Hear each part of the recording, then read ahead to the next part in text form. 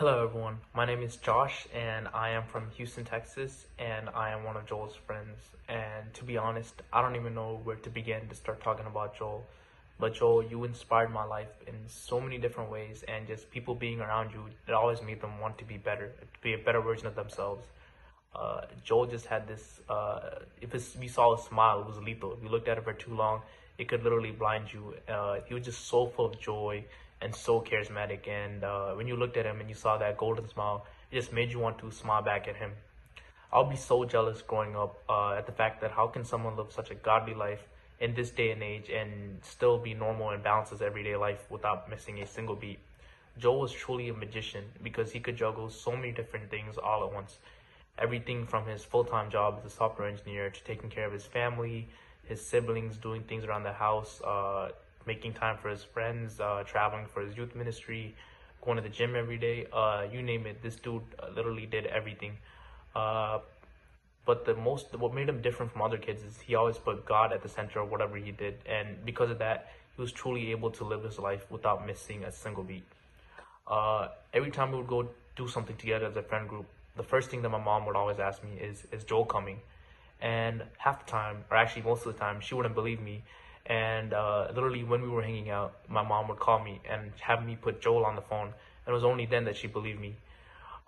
Growing up, my mom also made me go to a lot of retreats. And every time I would go to these retreats, Joel was always there ministering with Anishanti and the whole Anointing Fire youth ministry. And after these retreats, Anishanti would always tell Joel to look after me and to help me with my spirituality. And he would literally come to my house, pick me up, and drive me almost an hour across town to attend these prayer sessions. And every time there was also a retreat in Houston, he would also text me and ask me if I was coming. And even though I didn't go to a lot of these retreats, that didn't stop him from asking me about the next retreat and texting me about it, just hoping that I would come. That's how much he cared about other people and for them to know God. That was really important to him. So me, Joel, and some other friends would have these conversations in the car that would go on for hours just about life. And about a week before we went to the lake, we had one of these conversations, and Joel made a commitment to a prayer group. It's an app, and it's called Exodus 90.